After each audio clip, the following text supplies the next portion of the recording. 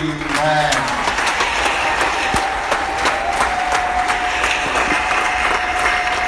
Amen. Vema sana, tuketi. Na moja kwa moja tuinamishe vichwa vyetu sasa kwa ajili ya neno la Mungu. Mungu wetu, ni neema iliyoje kwamba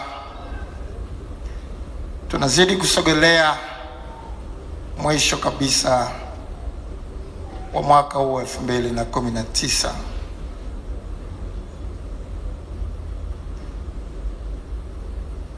Rehema zako nyingi, fadhili zako nyingi zimedhihirika katikati yetu.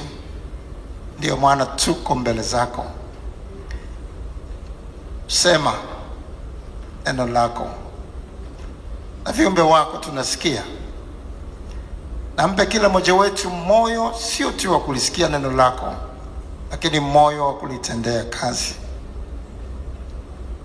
ili tusifananishwe na mtu mpumbavu aliyejenga nyumba yake juu ya mchanga, na mafuriko yalipokuja na upepo ulipovuma, anguko la nyumba ile likawa kubwa.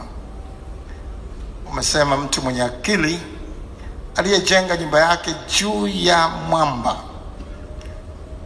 ni mtu yule ambaye analisikia neno lako, na baada ya kulisikia neno lako analitendea kazi.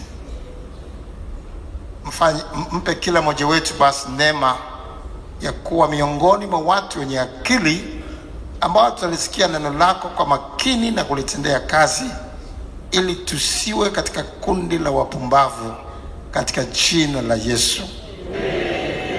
Amen. Vema sana.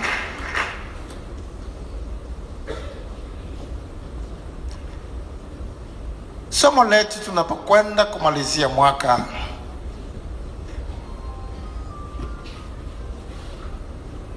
lina kichwa shoka limekwisha kuwekwa penye mashina ya miti. Shoka limekwisha kuwekwa penye mashina ya miti. Neno la Mungu linasema katika kitabu cha Mathayo sura ile ya 3. Mathayo sura ile ya 3 mstari wa 10. Mathayo sura ya 3 mstari wa 10. Na shoka limekwisha kuwekwa penye mashina ya miti, basi kila mti usiozaa matunda mazuri ukatwa na kutupwa motoni.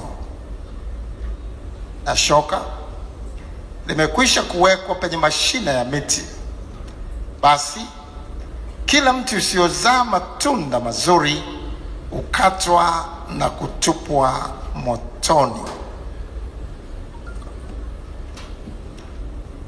Kutokana na neno hili, Yesu Kristo anazungumzia na kutoa ufafanuzi zaidi katika Luka sura ya 13. Twende pale katika Luka sura ya 13 mstari wa 6 mpaka mstari wa 9. Luka 13 mstari wa 6 mpaka mstari wa 9. Akanena mfano huu: mtu mmoja alikuwa na mtini umepandwa katika shamba lake la mizabibu. Akaenda akitafuta matunda juu yake asipate. Akamwambia mtunzaji wa shamba la mizabibu, tazama, miaka 3 hii naja nikitafuta matunda juu ya mtini huu nisipate kitu. Ukate, mbona hata nchi unaiharibu? Akajibu akamwambia, Bwana, uache mwaka huu nao hata niupalilie, niutilie samadi, yani mbolea, nao ukizaa matunda baadaye, vema, la usipozaa ndipo ukate.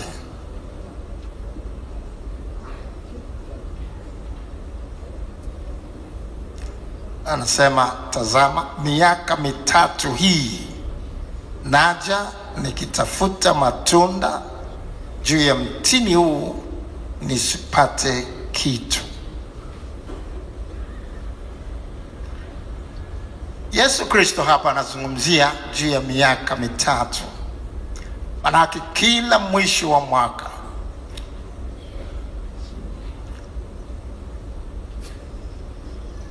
anakuja kuangalia, je,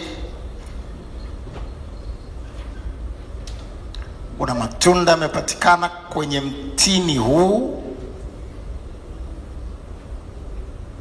Hakuna matunda. Anavumilia, na baada ya kuvumilia anatoa mwaka mwingine kuangalia, labda mtini huu tena utazaa matunda mwakani. Anaupa mwaka mwingine, na mwisho wa mwaka anakuja kuangalia tena, anaona hakuna matunda.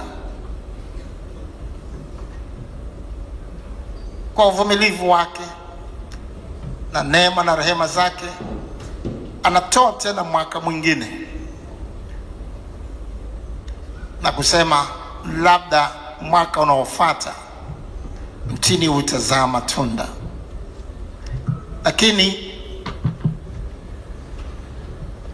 anakuja sasa na kusema, miaka yote hii ninakuja ili niangalie kama kuna matunda mazuri ambayo yametokea, sipati kitu.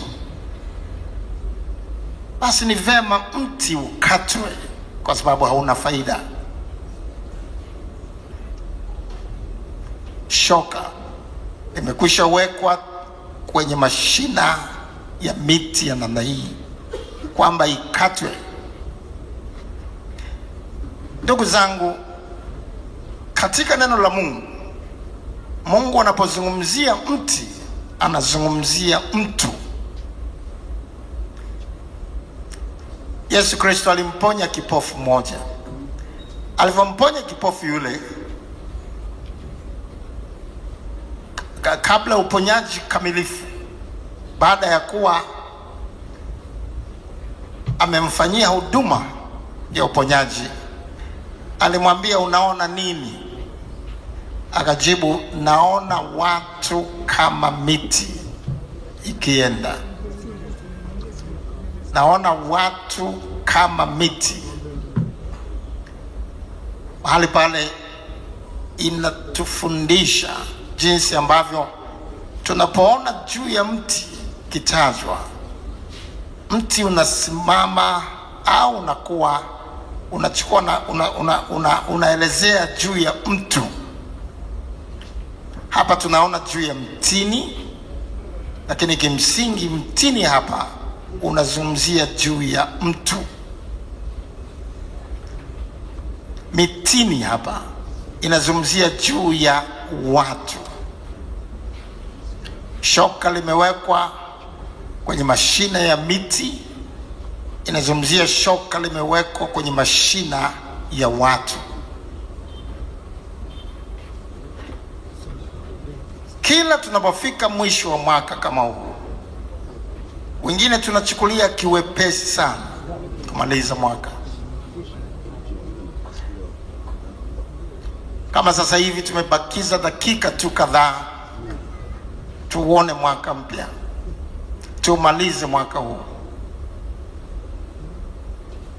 Tunapokuwa tunasogelea ukingoni mwa mwaka, ni vizuri kila mmoja wetu akapata picha kwamba Mungu Yesu Kristo anatutembelea na kuona, je, tuna sababu ya kupewa mwaka mwingine?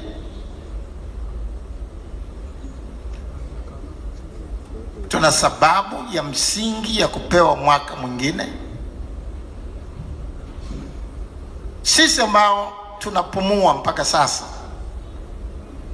Unaweza ukawa unaumwa, lakini bado unapumua, bado na uhai.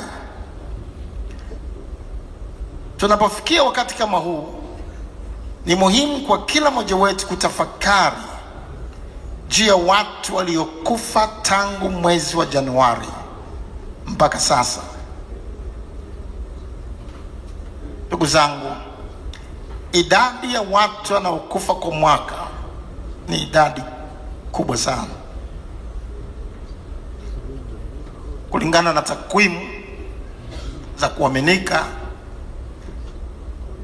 kila sekunde moja inayopita duniani takriban watu wawili wanakufa.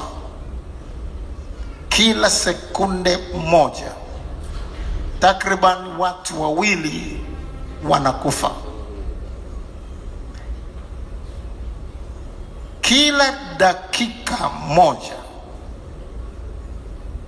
Kila dakika moja takriban watu 105 wanakufa. Kila dakika moja watu 105 wanakufa. Sasa hivi tunahesabu sekunde, sasa hivi tunahesabu dakika. Kila sekunde inayopita sasa hivi ujue kuna watu wawili mahali fulani wanakufa, wamefariki. Hata sasa tunapozungumza, kila dakika inayopita ujue kuna watu mahali fulani, watu 105 wanafariki duniani. Kwa saa moja wanafariki watu takriban 6,316 kwa saa moja, watu 6,316 kwa siku moja. Takriban watu 151,600,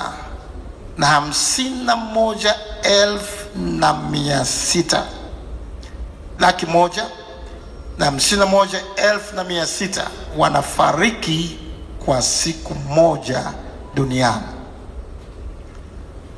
Maana yake nini? Kwa mwaka mmoja kama huu tulioanza Januari mpaka hivi tunavyokuwa tunakaribia kumaliza, wanakuwa wamefariki watu takriban 55,300,000,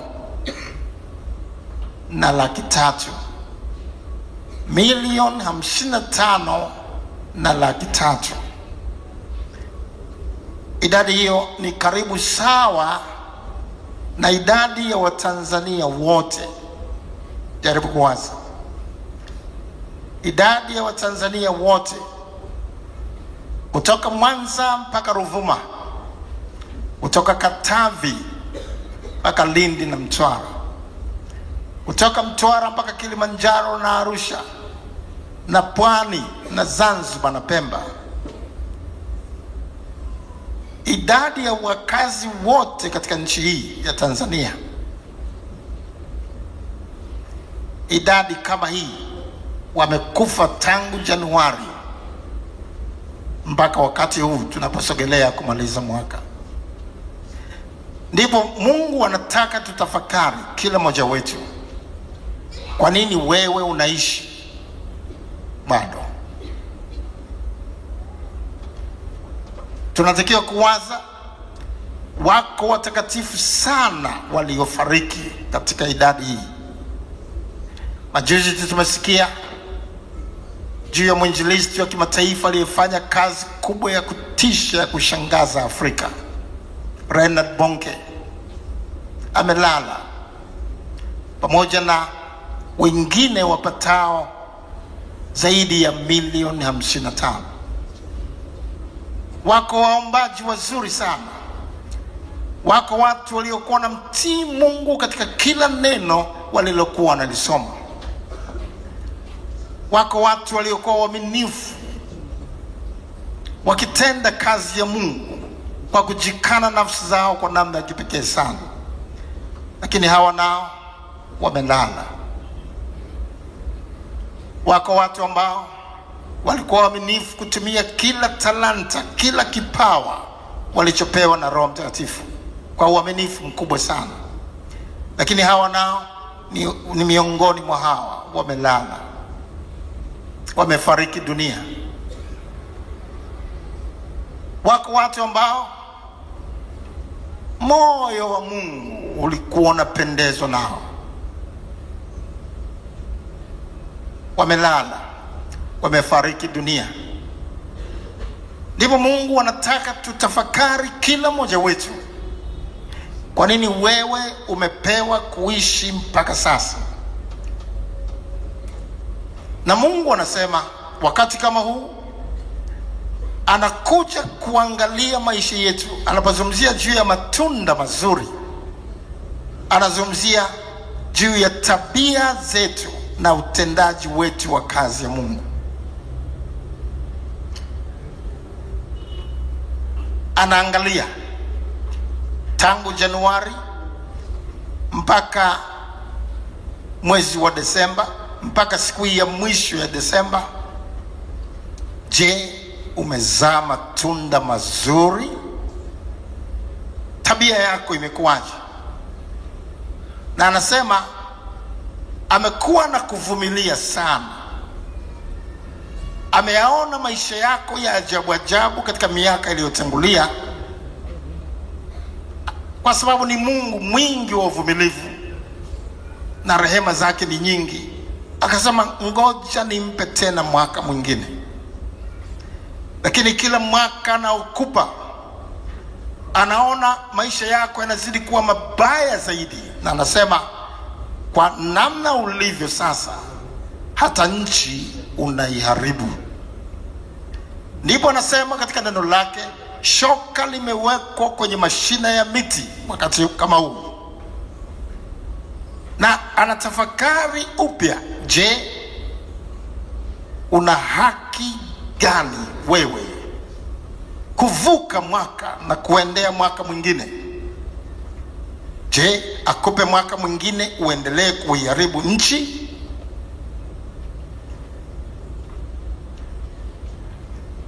Jihoji mwenyewe. Je, una matunda mazuri?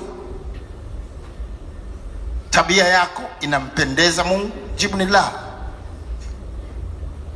Wewe ni mwashirati kwa namna ya kutisha, na wewe unajijua mwenyewe. Ni mzinzi kwa namna ya kutisha, na tena unajisifia uzinzi wako. Uzinzi wako umewaharibu watoto wadogo, umewaharibu vijana wadogo ambao wamekuwa na kuangalia wewe kama baba, wamekuwa na kuangalia wewe kama mama. Wanapokuona unajiuza mwili wako, wanaona ndio mfano wa kuiga. Wamekuiga wengi, wameiga uasherati wako, wameiga uzinzi wako, wameiga ulevi wako. Walivyokuona unalewa na kuyumba, watoto wadogo, vijana wengine wadogo, wakaona kama baba analewa, anayumba namna hii. Labda ndivyo tunavyotakiwa kuwa, ndivyo tunavyotakiwa kuishi. Umewafanya watu wengine wamekuwa walevi kama wewe, kwa sababu unavuta sigara, unapuliza moshi. Na vijana wadogo wengine ambao hawajui madhara ya sigara, wanakuangalia wewe mtu mzima na kusema kama wewe unavuta, huenda kuna faida katika kuvuta sigara. Kwa sababu yako umeiharibu nchi. Umewafanya watu wengi waige maisha yako. Na leo Mungu anaangalia na kuanza kuhesabu kwamba mtu yule anavuta sigara kwa sababu yako. Mtu yule anavuta sigara kwa sababu amekuiga wewe. Wakati tunamaliza mwaka, wewe ambaye unanengua viuno, umekuwa unanengua viuno tangu mwanzo wa mwaka kwa sababu ya kiburi cha uzima. Maandiko yanazungumza katika waraka wa kwanza Yohana, ni kiburi cha uzima kinakufanya uwe hivyo ulivyo. Ndio maana unanengua viuno, kwa sababu kiuno chako kinaweza kunenguka. Wakati utakuja mwanangu, ambapo hutaweza kunengua viuno. Wako watu wanamaliza mwaka kama hivi, wakiwa wamening'iniza miguu yao juu ikiwa imefungwa vyuma.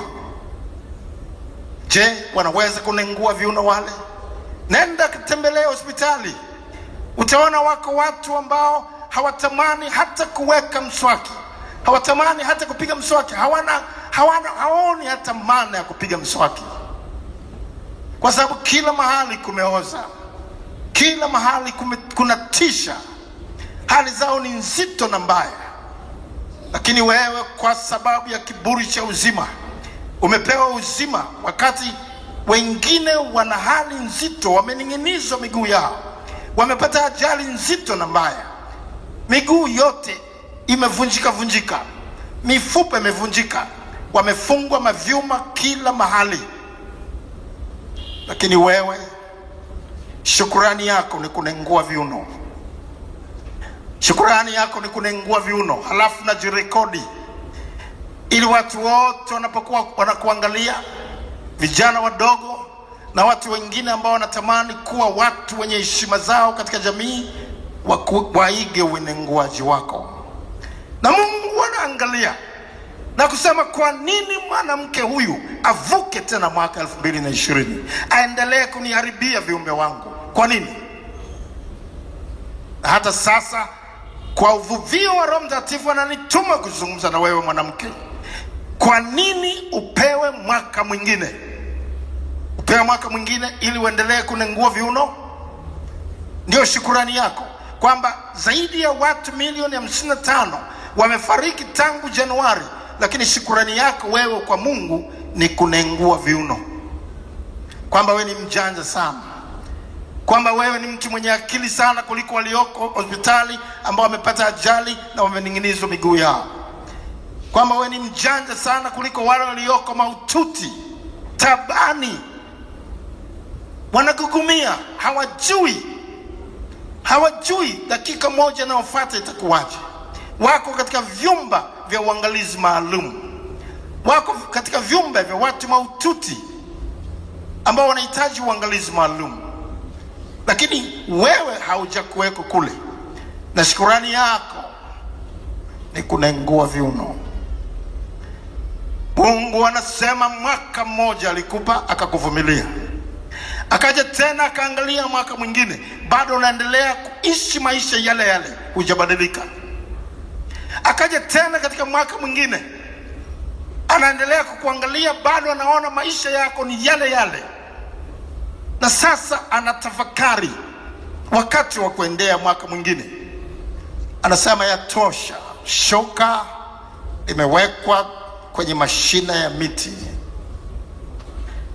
Anataka kukata mti ule, anataka kukukata wewe. Kukukata maana yake mwisho wako duniani huo umefika, ili usiendelee kuiharibu nchi. Na ukienda na ukifa katika hali ulionayo, utakwenda motoni, kule alikokwenda tajiri ule katika Luka sura ile ya 16. Baada ya kufa kwake alijikuta ametupwa katika moto, na anapiga kelele, anasema nateswa katika moto huu. Anasema laiti angekuja mtu kutoka hapa motoni, angetoka mtu kutoka hapa kwetu motoni, akaenda duniani, akawashuhudia ndugu zangu 5 niliowaacha, ambao wao nao wana jeuri, wana kiburi ya pesa, akawaambia watubu ili wasije wakafika mahali hapa pa mateso niliko mimi. Jambo hilo lingekuwa vema, lakini Mungu akamwambia kule ulimwenguni waliko wanao Musa na manabii wawasikie wao. Biblia inapozungumzia juu ya Musa na manabii, inazungumzia juu ya neno la Mungu, inazungumzia juu ya wahubiri wa neno la Mungu duniani, wanawahubiri, wanaolihubiri neno la Mungu. Watubu kwa kuwasikia wao. Wasiposhawishika kwa kuyasikia mahubiri ya wale watumishi wa Mungu, hata angetoka mtu kutoka huku tuliko motoni, akawaendea, bado wangekuwa na ubishi ule ule. Wangesema huyu hajatoka motoni, ni mwongo. Ndivyo jinsi ulivyo. Umekuwa na kiburi cha ajabu, kiburi kwa sababu ya pesa zako, bila kufahamu pesa hizo utaziacha. Matajiri wangapi wamekufa mwaka huu? Matajiri wangapi tumewazika katika nchi ya Tanzania? Hesabu yule na yule na yule na yule. Pesa zao wameenda nazo. Wamewacha watu wanagombea mpaka sasa. Wameacha watu wanagombana. Na hao mabilionea wamekufa na wamebakiza watu hao wanagombania pesa zao. Faida yao imekuwa nini? Ndio maana Yesu Kristo akasema, itamfaidia nini mtu akiupata ulimwengu wote halafu akapata hasara ya nafsi yake? Biblia inazungumza katika Waebrania sura ya 9, mtu amewekewa kufa mara moja na baada ya kufa hukumu. Ndio maana Mungu anatuma watumishi wake kama anavyonituma mimi kuzungumza na wewe maneno ya Mungu dakika chache kabla ya kumaliza mwaka. Na maandiko yanasema, mtu akionywa mara nyingi akashupaza shingo yake atavunjika ghafla wala asipate dawa. Umekuwa unaonywa mara nyingi kwa neno la Mungu, lakini umekuwa unapuuza wakati wote, kwa sababu wewe unajiona ni zaidi. Unajiona wewe ni mjanja. Na wengine wote wanaokufa wanakufa kwa sababu hawana akili kama wewe. Wanakufa kwa sababu hawana bima ya afya ulionayo. Wanakufa kwa sababu hawana pesa ulizonazo wewe. Wanakufa kwa sababu hawana cheo na watumishi wanaokutumikia kama wewe ulivyo. Wanakufa kwa sababu hawana maarifa na ujuzi wa mambo ya afya kama wewe daktari, si ndio? Hakuna madaktari waliokufa, hakuna madaktari waliozikwa katika mwaka huu. Mungu anakuuliza, kwa nini wewe umebaki? Lakini kiburi chako kimeinuka, moyo wako umeinuka, hata unafikia mahali kwa kiburi chako kusema hakuna Mungu. Na maandiko yanasema katika Zaburi, mpumbavu amesema moyoni mwake kwamba hakuna Mungu. Mtu yoyote anayesema hakuna Mungu, Biblia inamuita mpumbavu. Kwa nini inamuita mpumbavu? Simple logic. Ni rahisi sana kuelewa kwamba yuko Mungu. Jaribu kuwaza, hivi vitu vyote tulivyo navyo vimetengenezwa na wanadamu. Shati lako yuko aliyelitengeneza. Gari unalotembelea yuko aliyelitengeneza. Kalamu unayoitumia yuko aliyeitengeneza. Kompyuta unayoitumia yuko aliyeitengeneza. Simu ya mkononi unayoitumia yuko aliyeitengeneza. Akiibuka mtu halafu akasema hivi vitu vyote vimekuwako tu vyenyewe, hakuna aliyevitengeneza. Kalamu zimekuweko zenyewe, madaftari haya yamekuweko yenyewe, magari haya yamekuweko yenyewe, hakuna aliyeyatengeneza. Huyo bila shaka atakuwa mpumbavu. Na siku zote yule anayetengeneza kitu anakuwa na akili zaidi kuliko kile anachokitengeneza. Anayetengeneza kalamu ana akili zaidi kuliko kalamu. Anayetengeneza kompyuta ana akili zaidi kuliko kompyuta, ndio maana anaweza akaiongoza. Anayetengeneza gari ana akili zaidi kuliko gari lenyewe. Anayetengeneza kiti ana akili zaidi kuliko kiti chenyewe. Sasa hizi kalamu zimetengenezwa na mtu, kompyuta zimetengenezwa na mtu, vyote vinavyokuzunguka wewe, simu yako ya mkononi imetengenezwa na mtu. Sasa jaribu kujiuliza, halafu nasema umesoma nini kama you cannot reason with such simple logic? Kama huwezi kuwaza na kufikiri na kuona ukweli katika jambo dogo kama hili, umesoma nini? Elimu yako imekusaidia nini basi? Kama kalamu, kama vitu hivi vyote tulivyovitaja vimetengenezwa na mtu fulani, inawezekanaje basi mwanadamu ambaye ni most sophisticated, mwanadamu ambaye ni mashine ya kutisha, ya kushangaza zaidi kuliko kompyuta, mwanadamu ambaye ana akili kuliko kalamu, mwanadamu ambaye ana akili kuliko gari. Inawezekanaje mwanadamu awe tu amekuwako mwenyewe? Hakuna aliyemtengeneza. Yeyote atakayewaza hivyo atakuwa mpumbavu, kama yule anayesema kalamu zimekuwako zenyewe, hakuna aliyezitengeneza. Ndio maana Biblia inasema mpumbavu amesema moyoni mwake kwamba hakuna Mungu. Ni kiburi tu kilichoinuka kwako. Yuko mtengenezaji aliyekutengeneza wewe. Yuko mtengenezaji aliyenitengeneza mimi. Na kwa namna ile jinsi ambavyo seremala anavyotengeneza kiti, halafu akaona anakalia kile kiti, halafu kile kiti kinataka kumwangusha, anaweza kukivunja vunja, kwa sababu ana uwezo wa kutengeneza kiti kingine. Na vivyo hivyo Mungu aliyekufinyanga, Mungu aliyekufanya kupata kuwako, amekufanya upate kuwako ili uwe na faida kwake.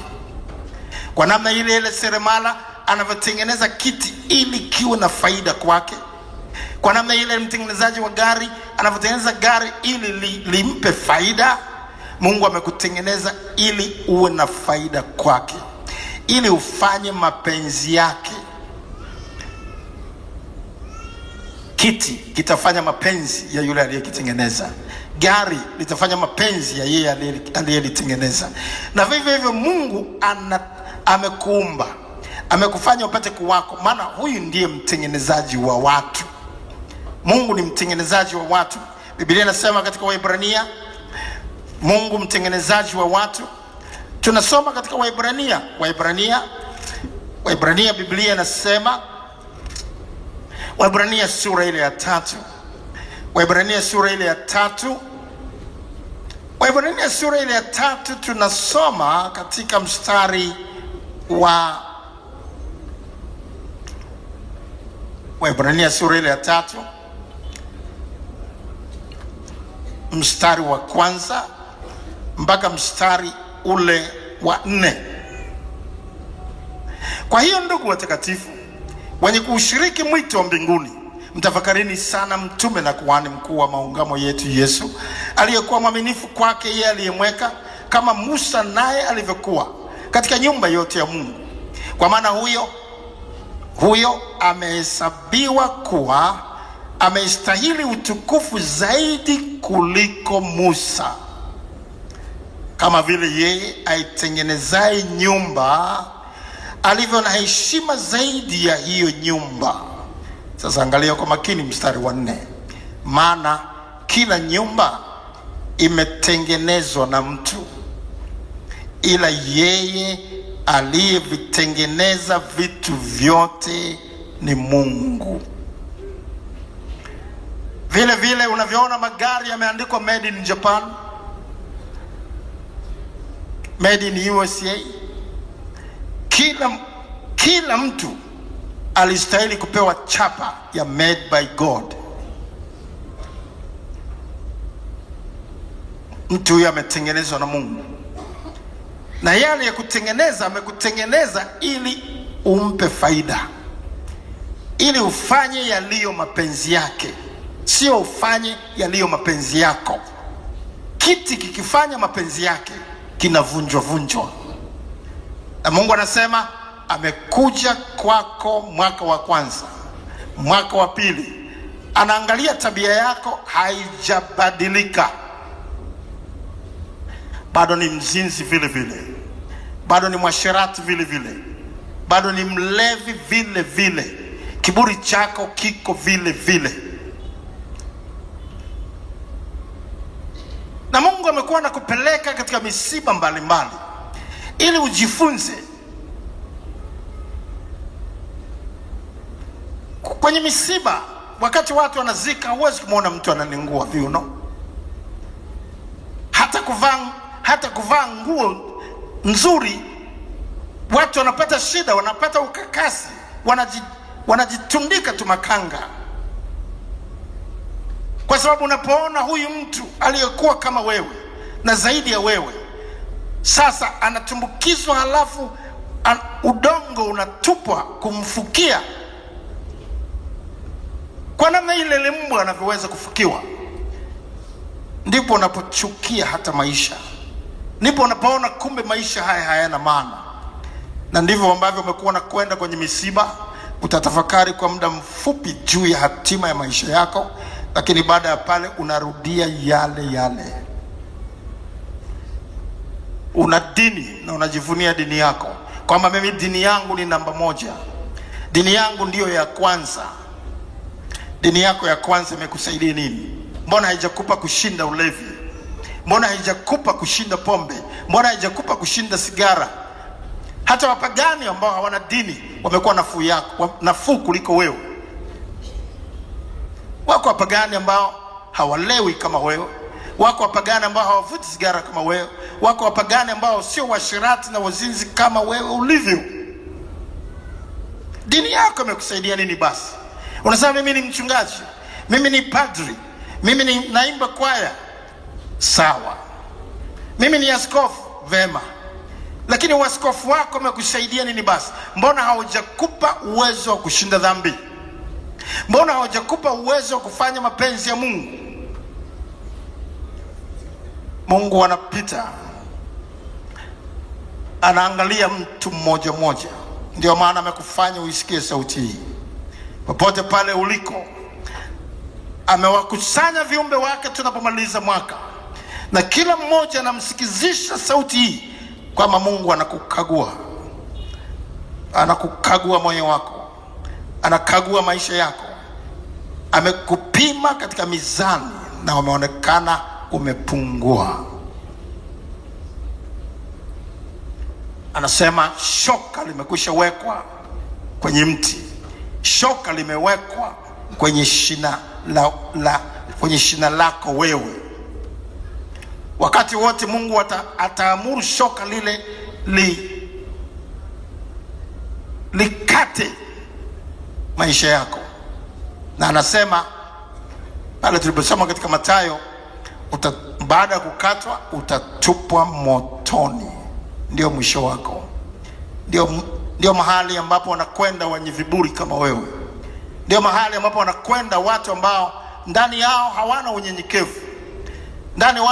Ndani yao hawawazi na kujua mimi ni mwanadamu tu, naweza nikaanguka hata bila kuugua. Wako walioanguka bila kuugua wamekufa. Wako watu ambao walitoka, wengine wanafikiri kuugua ndio kufa. Wako watu walitoka salama nyumbani kwao, lakini hawakurudi jioni. Ndugu zako wamekufa. Mungu anakufundisha kwamba na wewe siku yako iko karibu sana. Na je, utamaliza mwaka katika uovu na bado unataka kuvuka uingie katika mwaka mwingine ukiwa bado unafanya dhambi? Na wengine unasherekea kumaliza kwa mwaka huu ukiwa na bia mkononi. Unasherekea kumaliza kwa mwaka huu ukiwa na pombe. Unasema ndio tusherekee kumaliza mwaka kwa pombe. Umejipanga kusherekea mwaka kwa uzinzi, kwa uasherati. Umejipanga kumaliza mwaka kwa kuua. Umejipanga kumaliza mwaka kwa kuiba. Umejipanga kumaliza mwaka kwa kutoa mimba. Umejipanga kumaliza mwaka kwa kufanya nini? Maisha yako Mungu amekuwa anaangalia kila siku. Wazazi wako hawayajui maisha yako. Mchungaji wako hayajui maisha yako. Kiongozi wako wa dini hajui maisha yako, lakini Mungu anayajua. Hakuna mahali popote ambapo unaweza kujificha. Mungu amekuwa na kuangalia tangu Januari. Unamficha mumeo, unamficha mkeo maisha yako, unawaficha wazazi wako maisha yako, lakini Mungu hujamficha. Mungu amekuona maisha yako. Mungu amekuona maisha yako. Amekuona jinsi ulivyo mtupu. Amekuona jinsi ulivyo mtupu. kwa sababu yeye hafichwi, hawezi kufichwa na mwanadamu.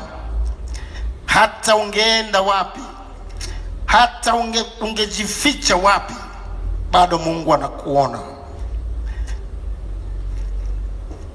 Amekuona jinsi ulivyojificha katika vyumba vya sirini, alafu ukafanya uchafu wa ulawiti na ufiraji. Wanadamu wengine hawakuoni, alafu najitetea na kusema huyu ni mke wangu, huyu ni mke wangu. Shoka limewekwa penye miti, na maandiko yanasema katika Wakorintho wa kwanza, Wakorintho wa kwanza Biblia inasema katika sura ile ya 6, Wakorintho wa kwanza sura ile ya 6 mstari wa 9. Wakorintho wa kwanza 6 mstari wa 9, au hamjui ya kuwa wadhalimu hawataurithi ufalme wa Mungu? Msidanganyike. Wako watu wanapenda kudanganywa. Msidanganyike. Waasherati hawataurithi ufalme wa Mungu, wala waabudu sanamu, wala wazinzi, wala wafiraji, wala walawiti. Neno la Mungu likitaja wafiraji, likitaja walawiti, likaandika waziwazi namna hii, wahubiri tunatakiwa kulihubiri neno hili bila kulionea haya. Leo siku za mwisho zinafananishwa na siku za Lutu, ambazo wafiraji na walawiti wamejaa na kuongezeka kila mahali. Na tunasema kuna mashoga na wasagaji wengi Ulaya, lakini wako watu ambao Mungu anawaangalia, wanamaliza mwaka katika ufiraji, wanamaliza mwaka katika ulawiti, halafu wanasema huyu ni mume wangu, huyu ni mke wangu. Mungu anasema msidanganyike. Wafiraji, wala walawiti, wala wevi, wala watamanio, wala walevi, wala watukanaji, wala wanyang'anyi, msidanganyike. Msidanganyike. Hawa wote hawataurithi ufalme wa Mungu. Hawa wote hawataurithi ufalme wa Mungu. Ndugu zangu, uongo ni mwingi, na Mungu anatuonya tusidanganyike. Siku za mwisho watu wanasema, Biblia inasema watakuwepo watu wenye masikio ya utafiti. Masikio ya utafiti maana yake nini? Masikio ya utafiti ni watu ambao hawataki kuambiwa kweli, hawataki kuambiwa juu ya dhambi zao, hawataki kuambiwa kwamba katika dhambi hizi unapotea, unakwenda jehanamu ya moto. Na kwa sababu hiyo wanafanya utafiti. Nitampata mhubiri gani? Nitampata mchungaji gani? Nitampata nani anayejiita nabii au mtume ambaye ataniambia kuishi na mke ambaye si wangu hakuna shida? Na watu wanatafuta wahubiri wa namna hiyo, na watu wanatafuta wachungaji wa namna hiyo. Na Mungu anasema watajiepusha watu hawa wasisikie yaliyo kweli. Katika Timotheo wa pili sura ile ya 4, Timotheo wa pili sura ile ya 4 mstari ule wa 2 mpaka mstari ule wa 5, lihubiri neno. Uwe tayari wakati ukufao na wakati usiokufaa. Karipia, kemea na kuonya kwa uvumilivu wote na mafundisho. Maana utakuja wakati watakapoyakataa mafundisho yenye uzima, ndio sasa, kama wewe unavyowakataa, ila kwa kuzifuata nia zao wenyewe watajipatia walimu makundi, kwa kuwa wana masikio ya utafiti, na watajiepusha wasisikie yaliyo kweli na kuzigeukia hadithi za uongo. Bali wewe uwe na kiasi katika mambo yote, vumilia mabaya, fanya kazi ya mhubiri wa Injili, timiliza huduma yako. Ikiwa ni mhubiri, timiliza huduma yako, lihubiri neno. Uwe tayari wakati unaokufaa na usiokufaa. Watu wakiondoka kanisani kwa sababu umeambiwa kweli, endelea kuhubiri kweli. Siku ile ya mwisho hutahesabiwa haki eti kwa sababu mchungaji una maelfu ya watu kanisani kwako, haitakusaidia. Leo badala ya makanisa kumekuwa na mapango ya wanyang'anyi. Wamejaza wazinzi na wafiraji na walawiti, wamejaza wachafu mle ndani, alafu wanasema nina maelfu ya watu kanisani kwangu. Hilo ni kanisa? Hilo sio kanisa. Biblia inasema katika Matendo ya Mitume Bwana akalizidisha kanisa kwa wale waliokuwa wakiokolewa, sio kwa wafiraji na walawiti, sio kwa wazinzi na washarati, sio kwa walevi na wavuta sigara. Halafu nasema kumejaa umati wa watu. Ndio wamekufuata wewe kwa sababu wana masikio ya utafiti, wanataka kusikiliza yale yanayowapendeza wao. Na leo wanasimama wachungaji wanasema, kama ndoa yako mume wako wakati wote anakuvuruga vuruga tu, hakuna amani, achana naye, olewa na mwingine. Utakuja sisi hapa tutakuoza tena harusi nzuri sana. Mchungaji wetu amesema, yani kama mume anatuvuruga vuruga, mke anatuvuruga vuruga, sio mapenzi ya Mungu. Huyo hakutoka kwa Mungu, hakutoka kwa Mungu. Mungu alisema, neno lake nasema katika Wakorinto, ni afadhali ukae mwenyewe, kwa sababu unapokuwa unaingia katika ndoa, ujiandae kwa masumbufu ya dunia, ujiandae kwa mazito na magumu. Neno la Mungu limetuambia hivyo.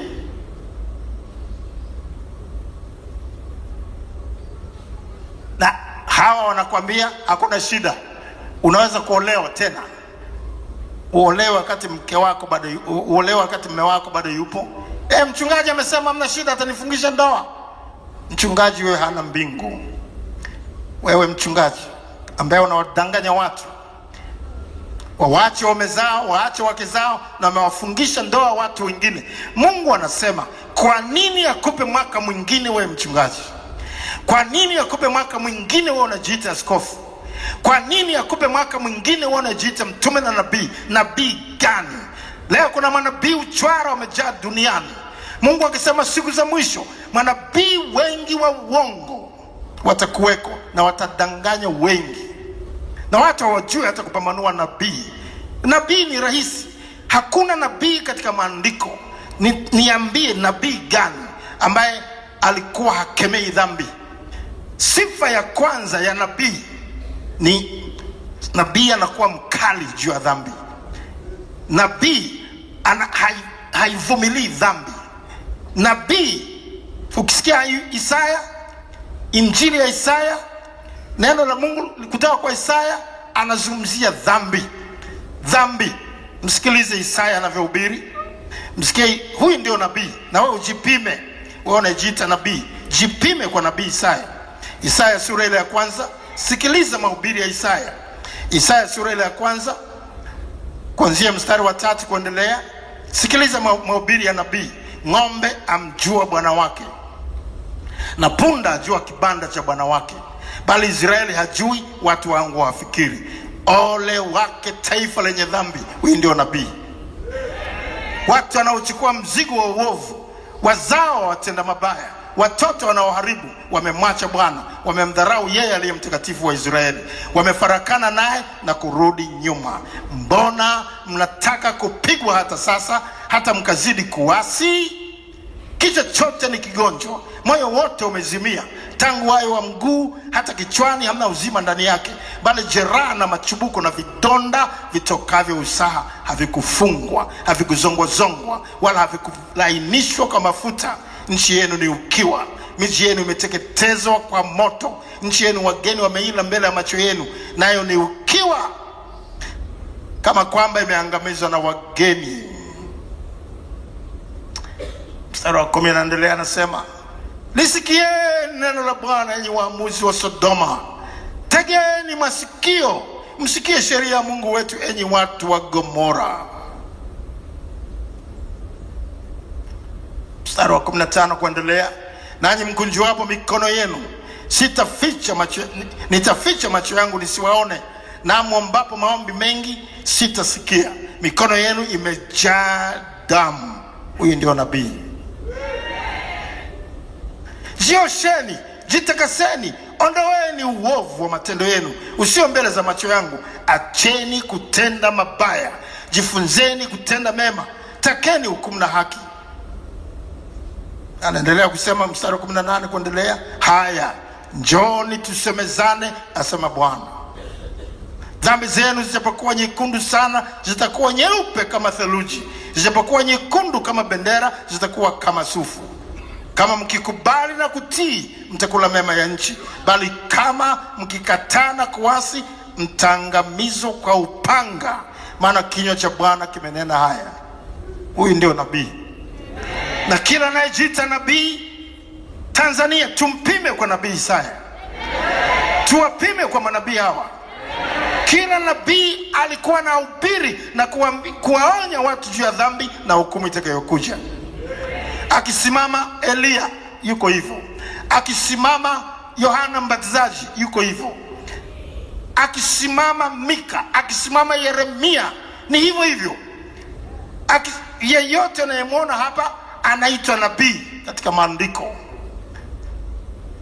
Sifa ya kwanza, hakuwa na mchezo na dhambi. Lakini manabii wa leo wanaojiita manabii, mtu yoyote ambaye anamwona anacheza cheza na dhambi na kuwatia moyo watu kufanya dhambi, futa jina lake, wala usimwite nabii hata siku moja. Usimwite nabii hata siku moja. Manabii wameinuka ili kuwadanganya wengi, usio miongoni mwa kudanganywa.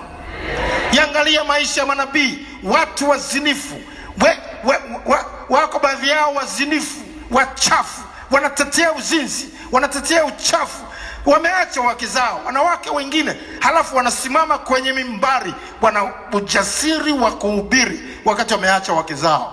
Kama wewe unajiita nabii, kama wewe unajiita mtume, umemwacha mke wako, unazunguka kila mahali mpaka watu wengine wanakuita jina kwamba wewe ni zipu mkononi, wakati wote unahangaika tu kutafuta watu wa kuzini nao, halafu unajiita mtume. Mtume wa wapi?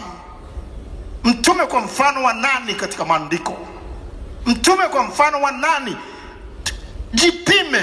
Jipime na hawa. Tumejengwa juu ya msingi wa mitume na manabii. Hawa walioko katika maandiko, sio wewe. Hatujajengwa juu ya misingi ya mitume na manabii wazinzi. Hatujajengwa juu ya msingi wa mitume na manabii waovu kama wewe. Na Mungu anasema, kwa nini akupe mwaka unaofuata wewe unajiita mtume, wewe unajiita nabii, ili uzidi kuharibu watu kwa injili yako mfu, kwa injili yako iliyokufa, kwa injili yako isiyoweza kubadilisha maisha ya watu. Na hata ukikemewa kama hivi, unakemewa na mtumishi wa Mungu, unaambiwa hivi sivyo unavyokwenda, unaanza kupiga kelele, Kakobe si chochote, Kakobe si lolote, wewe una nini? Jihadhari, angalia sana ulimi wako. Maandiko yanasema katika Ayubu, tukitaka kufanikiwa tujifunze kwa wale waliotutangulia. Unaposikia mtu amekutangulia, unaziona kazi zake, maisha ya watu yamebadilishwa katika maisha yake, sikiliza. Acha kiburi, tulia chini, nyenyekea chini ya mkono hodari wa Mungu, ndio utakwezwa kwa wakati wake. Jifunze kusikiliza, jifunze uwe mtu wa kufundishika. Biblia inasema mtu akijiona anajua neno, hajajua neno lolote bado kama impasavyo kujua. Ukiona ni mjuaji, hutaki kufundishika, hutaki kuelekezeka, hutaki kuongozwa njia ya utumishi wa Mungu, kama Samueli alivyokuwa tayari kuongozwa na Eli. Ujaitwa, wewe si mtumishi wa Mungu. Mtumishi wa kweli wa Mungu anafundishika na anakuwa tayari kujifunza kwa wale waliomtangulia. Watu wengine hapa, unajiita nabii, unajiita mtume, una kitawi kimoja mahali fulani Manzese, hata hujui vijiji vinafananaje, hujui hata nchi inafananaje. Mtume gani ana kitawi kimoja pale Manzese? Ameishia pale. Hakuna mtume na nabii kwenye Biblia hii, hakuna. Lakini unajibu majina, wewe unafikiri ni vyeo. Mtume unaona halitoshi, unabandika na nabii. Endelea na mwinjilisti na mchungaji na mwalimu, bandika. Lakini siku ya mwisho ya kumaliza mwaka, Mungu amekuona, amekuvumilia mwaka wa kwanza na wa pili na wa tatu. Sasa anasema imetosha. Kama utavuka mwaka huu bila kutubu, utaifanya shingo yako kuwa ngumu. Neno la Mungu hili halitamrudia bure. Uko tayari kumaliza mwaka huko toba? Uko tayari kumaliza mwaka huko toba? Ndio njia nzuri ya kumaliza mwaka. Hii ndio njia nzuri ya kumshukuru Mungu kwamba mimi ninaishi. Tusiende na uovu, tusivuke na uovu wetu, tutapata maangamizo. Tukikubali na kutii, tutakula mema ya nchi. Tukishukuru kwamba asante kwa neema yako na kumwambia Mungu, namaliza mwaka kwa toba, niruhusu niingia katika mwaka mwingine Bwana.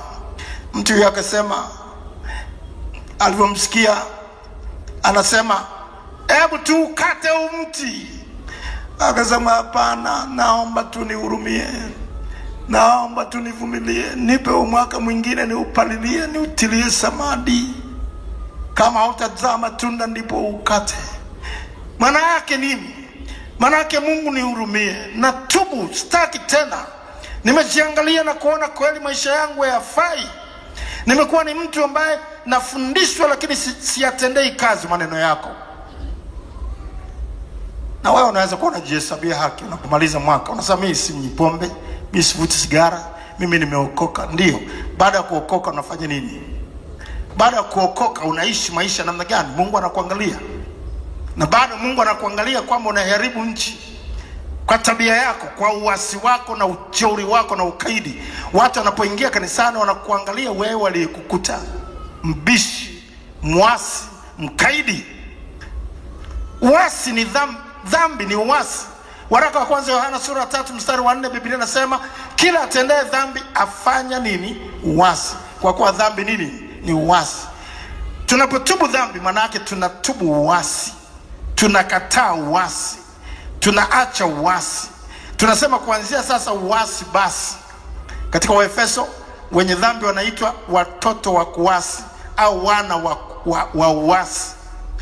Na tunapotubu dhambi zetu, tukibadilishwa na Yesu Kristo maisha yetu, baada ya kusamehewa dhambi zetu tukaokolewa, tunafanyika kuwa watoto wa kutii. Inazungumza hivyo katika waraka wa Petro. Tunafanyika kuwa watoto wa nini? Wa kutii. Na Zaburi 119 mstari wa 9, Biblia inasema kwa jinsi gani kijana isafisha njia yake kwa kutii, akilifuata neno lako. Mtu aliyeokoka ni mtii. Mtu aliyeokoka ni mtoto wa kutii. Neno la Mungu likisema analitendea kazi mara moja. Sio mbishi kama wewe. Unaambiwa juu ya ubatizo, utae kubatizwa. Unaambiwa aaminie na kubatizwa ataokoka. Ndivyo ilivyo. Nani amekudanganya? Unapenda kudanganywa? Ukiwa kweli umetubu uasi, utabatizwa kama Kristo alivyobatizwa. Kristo hakuwa hata na dhambi. Alituachia kielelezo, akabatizwa kwenye maji tele. Yohana akisema wewe unakuja kujia ubatizo huu. Akasema ndivyo itupasavyo kuitimiza haki yote. Lakini wewe ni muasi. Kutubu manake unatubu uasi. Unasema kwanza sasa hivi niko tayari kubatizwa. Kwanza sasa hivi niko tayari kwa lolote lile ambalo Mungu ataniambia kulifanya. Mke sio wako, unamwacha, unamrudia mke wako au ujana wako. Mume sio wako, unamwacha, unamrudia mume wa ujana wako.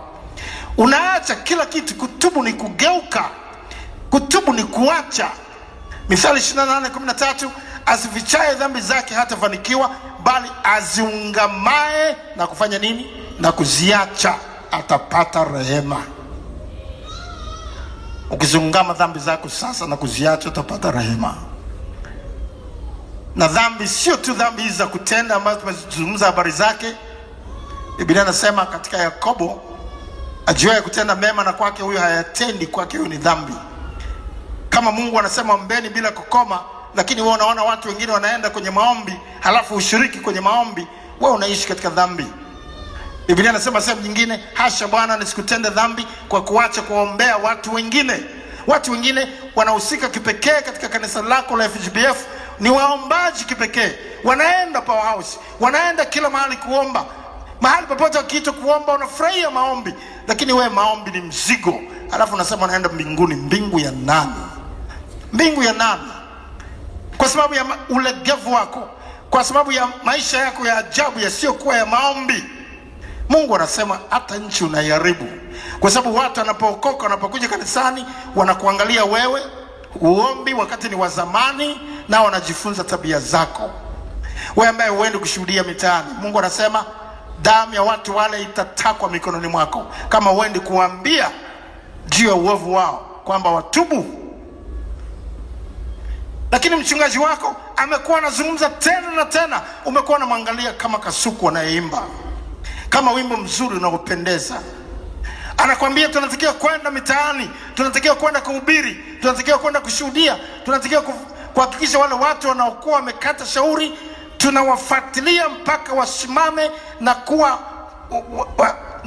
na kutoka katika hali ya uchanga wao, wao washirika ambao wanaweza kufanya yale tunayofanya sisi. Lakini imekuwa mwasi, hutaki kusikia. Na Mungu amekuita, amekuleta mbele zake saa hizi, anakuambia wewe ambaye unatenda kazi ya Mungu kwa ulegevu, kwa nini mchungaji upewe mwaka mwingine? Kwa nini wewe mchungaji msaidizi upewe mwaka mwingine? Unaiharibu nchi, unafanya watu waige uvivu wako, unafanya watu waige uovu wako. Kwa nini upewe mwaka mwingine? Wewe unajiita mtumishi wa Mungu. Kwa nini upewe mwaka mwingine? Wewe unajiita mzee wa kanisa, wewe unajiita kiongozi wa zone, kiongozi wa section, kiongozi wa kanisa la nyumbani. Kwa nini upewe mwaka mwingine?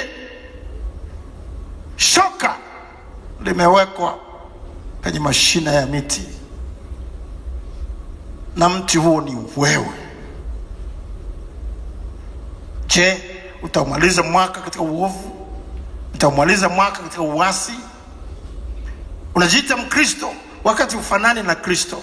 Neno Mkristo maana yake kama Kristo, ndio maana neno Mkristo, kama Kristo. Je, wewe ni kama Kristo? Kristo hakuwa mlevi kama wewe. Kristo hakuwa mchafu kama vile ulivyo. Unajitaje Mkristo? Unajitaje Mkristo wakati ni bora mpagani tu ambaye anaabudu mizimu? Umalize mwaka kwa toba. Mungu wangu, nimenena maneno ambayo nimemwambia mtumishi wako ni yanene. Nimezungumza maneno ambayo nimewaambia wanawake hao, damu yao haitatakwa mikononi mwangu. Ikiwa mwanamke huyu anavuka mwaka huu katika uovu, ikiwa mwanaume huyu anavuka mwaka huu katika dhambi, Bwana, nimenawa mikono, damu yake isitakwe mikononi mwangu.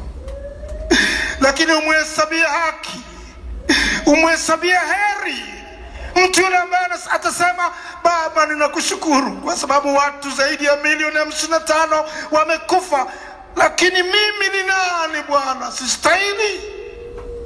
Umhesabia haki mtu huyo, umhesabia haki mwanamke huyo, umhesabia haki mwanaume yule.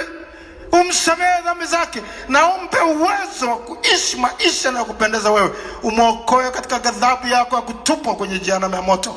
Maana umesema katika Zaburi, katika Warumi sura ya 2, uvumilivu wako unawavuta watu tu ili wapate kutubu. Lakini kama mtu anaendelea kuwa na moyo mgumu, anajiwekea hasira na ghadhabu yako.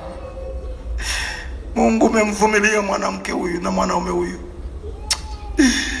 Ondoa kiburi ndani yake, mpe roho ya toba leo, akurejee wewe kabla ya mwaka hujaisha, ili asije akaangamizwa.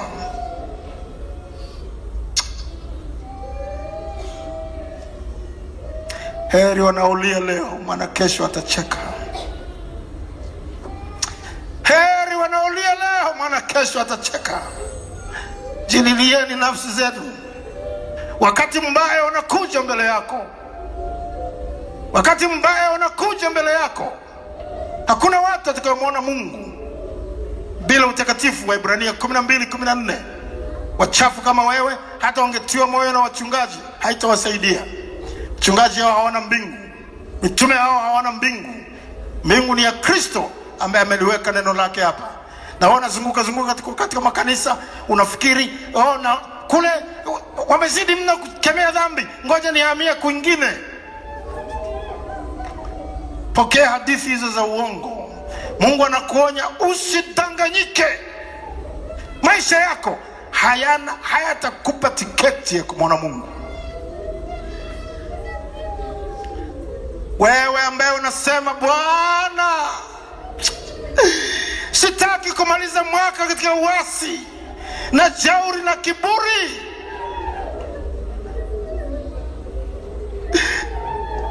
Bwana, sikubembelezi. Sikutuma kukumbembeleza mtu leo. Sikutuma kumbembeleza mtu leo. Shoka limewekwa kwenye mti. Toka haraka kwenye kiti chako, ikimbilie madhabahu. Toka haraka kwenye kiti chako, ikimbilie madhabahu. Mwambie Bwana akusamehe kabla hujaingia kwenye mwaka mwingine. Mwambie Bwana akusamehe kabla hujaingia kwenye mwaka mwingine. Haijalishi unaimba kwaya, haijalishi unaimba kwaya, haijalishi wewe ni nani, haijalishi wewe ni kiongozi gani, haijalishi umekuwepo kanisani kwa miaka mingapi. Hata kama uko katika kanisa lolote la Full Gospel, kokote pale uliko, ikimbilie madhabahu, ikimbilie madhabahu. Mwambie Bwana, sitaki kumaliza mwaka katika dhambi. Sitaki kumaliza mwaka katika dhambi. Sitaki kumaliza mwaka katika dhambi. Sitaki kumaliza mwaka katika dhambi. Sitaki kumaliza mwaka katika dhambi. Bwana Yesu nihurumie. Bwana Yesu nisamehe. Bwana Yesu nisamehe. Simama hapa ulipo. Simama hapa ulipo. Kila mmoja simama. Kila mmoja simama. Kila mmoja simama. Kila mmoja simama. Halafu weka mikono yako juu kama mtu unahitaji msaada. Kama mtu unahitaji msaada, isogelee madhabahu. Toa nafasi kwa watu wengine. Toa nafasi kwa watu wengine. Isogelee madhabahu. Toa nafasi kwa watu wengine. Toa nafasi kwa watu wengine. Isogelee madhabahu. Mwambie Bwana Yesu nisamehe. Bwana Yesu nisamehe. Bwana Yesu nisamehe. Shoka limewekwa kwenye mti. Shoka limewekwa kwenye mti. Shoka limewekwa kwenye mti. Shoka limewekwa kwenye mti. Shoka limewekwa kwenye mti. Shoka limewekwa kwenye mti. Unaharibu nchi. Kwa nini upewe mwaka mwingine? Kwa nini upewe mwaka mwingine?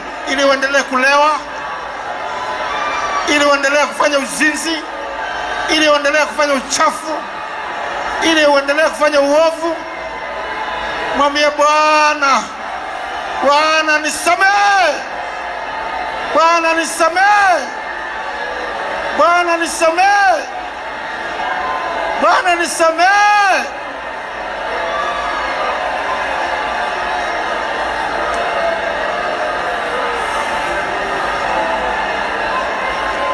Katika jina la Yesu. Amen. Amen. Weka mikono yako miwili juu sasa. Amen.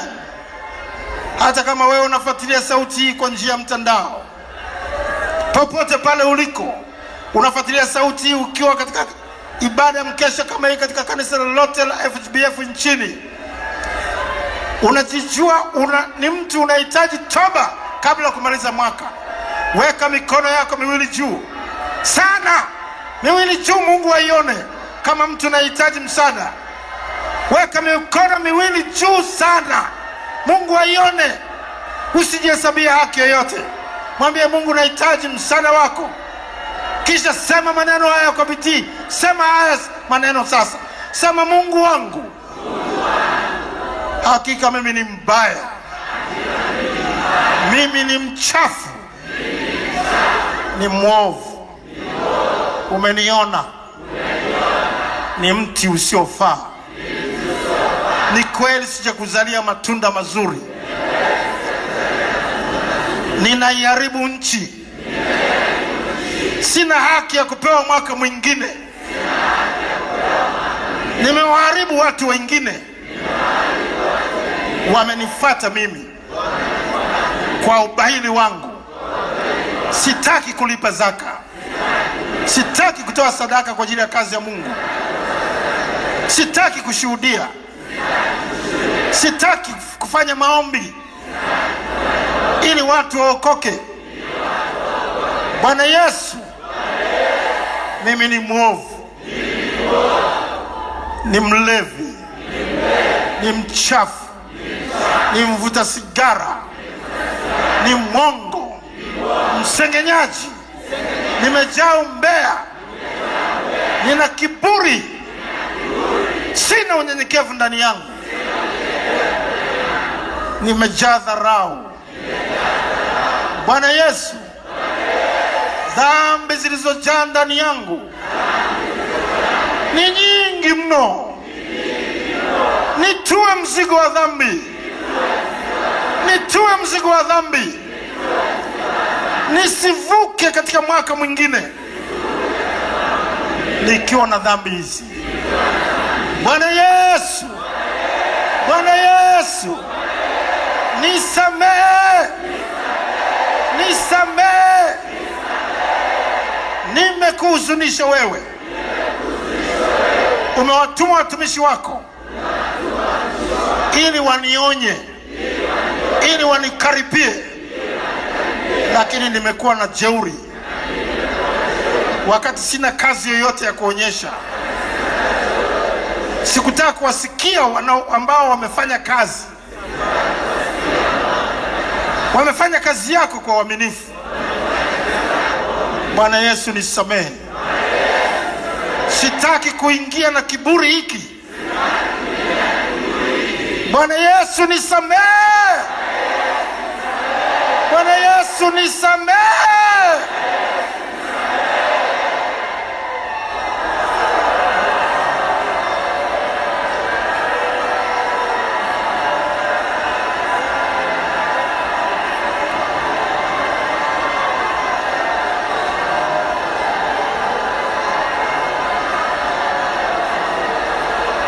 Heri yako na Elia, heri yako na yemaliza mwaka kwa kulia, heri yako na yemaliza mwaka kwa kulia, heri yako na yemaliza mwaka kwa kulia. Na ole wake anayecheka leo, maana kesho atalia.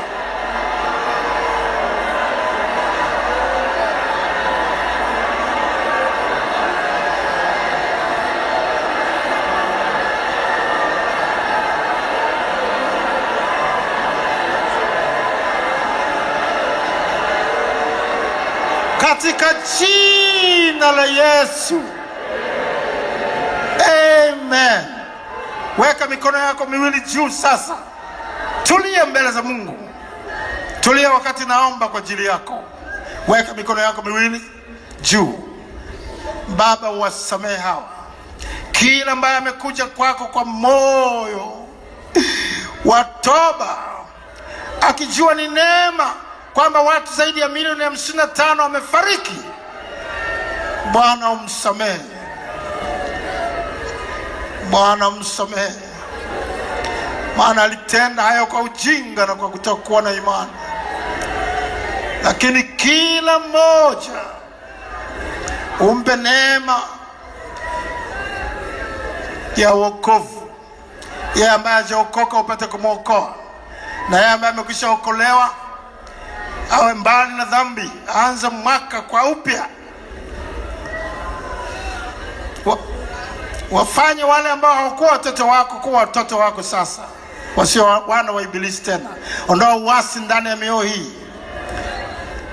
Safisha kila moyo kwa damu ya Yesu iliyomwagika msalabani. Mfanye kila moja kubadilisha maisha yake kama Sauli alivyobadilishwa akawa Paulo mtume. Katika jina la Yesu, amen. Sasa sikiliza, wakati unapiga makofi, tumebakiza dakika chache sana kabla ya kuingia katika mwaka. Tutakapoanza mwaka mpya, tukipata neema hiyo, kutakuwa na neno jingine la kuanza mwaka ambalo litakuwa mwendelezo hapo tulipoishia. Amen. halafu nitakubariki kwa baraka za kukuachilia kuingia mwaka mpya kwa baraka. Kwa hiyo hakikisha unakuwepo mpaka dakika ya mwisho, na kama unafuatilia neno hili kwenye mtandao uwepo mpaka mwisho, kwa sababu dakika ni chache sana. Turudi kwenye viti vyetu huku tunapiga makofi na kwa haraka, ili tuwahi kuingia mwaka kwa shukrani. Ongeza makofi kwa haraka wakati tunarudi kwenye viti vyetu.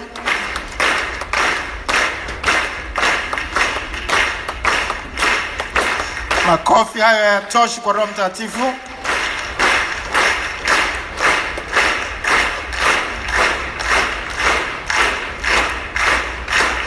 Tufanye haraka zaidi, tumesalia dakika 5 tu hivi. Tumesalia dakika 5, hazitakiwi kutukuta hapa. Wahimizi walioko mbele yako kabla jaenda katika hatua inayofuata.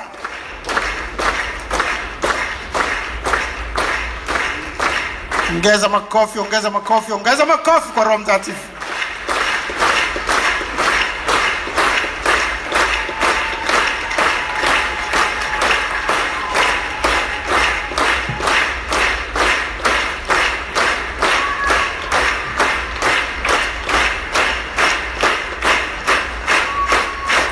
Fanya haraka, hatuna muda wa hudumu.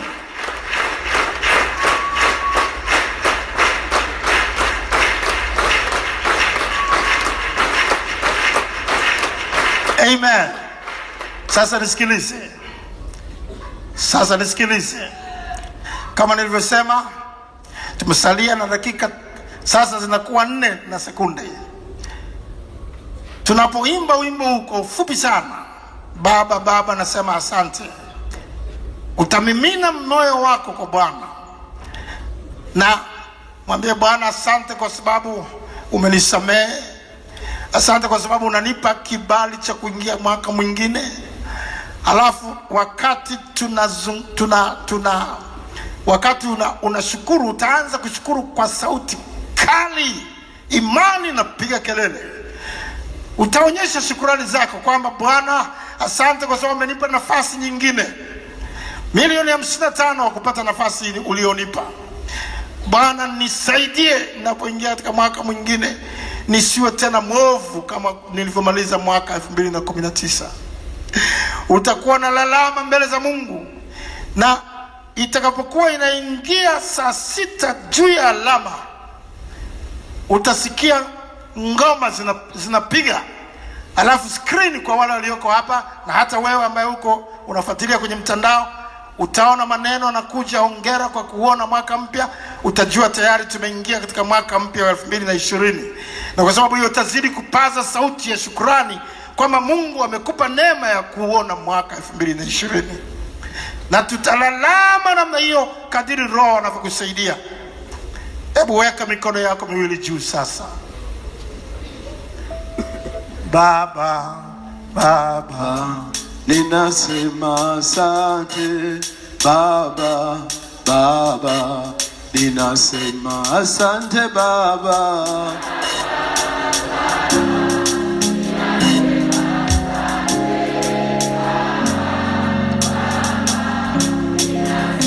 Asante Baba.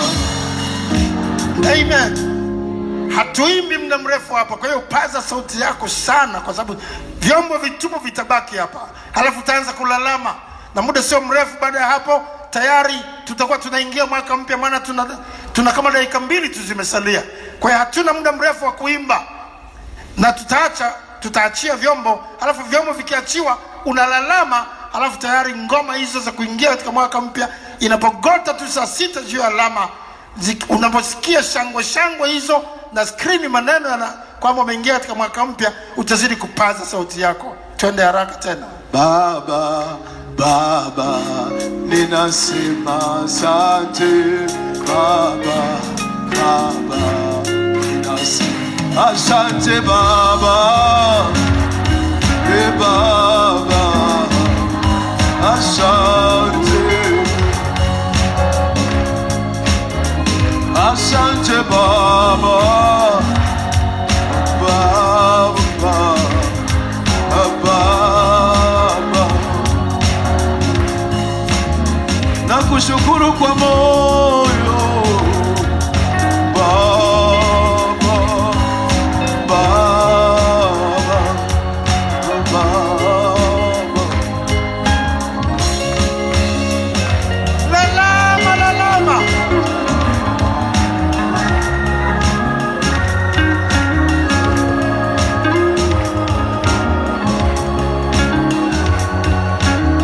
Ongeza sauti ya shukrani.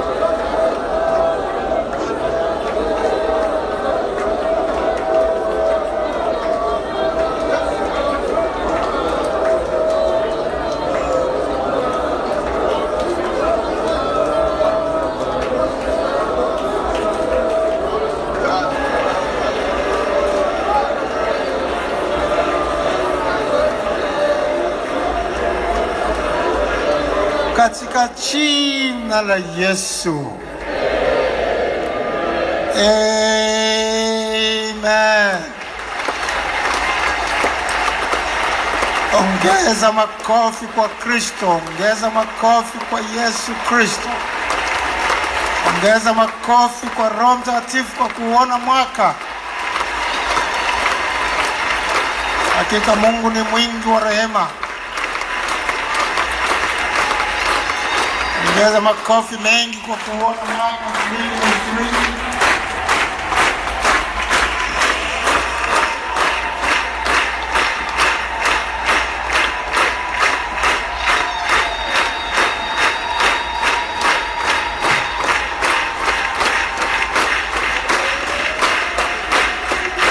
Ndio, anastahili makofi hayo. Yeye muumbaji wetu, mwenye uwezo wa kutufinyanga na kutuharibu.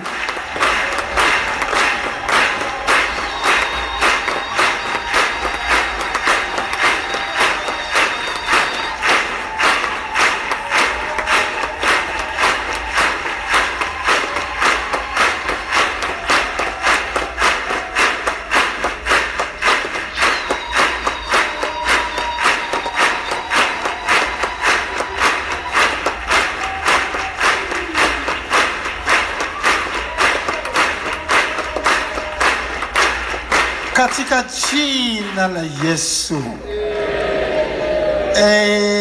Amen.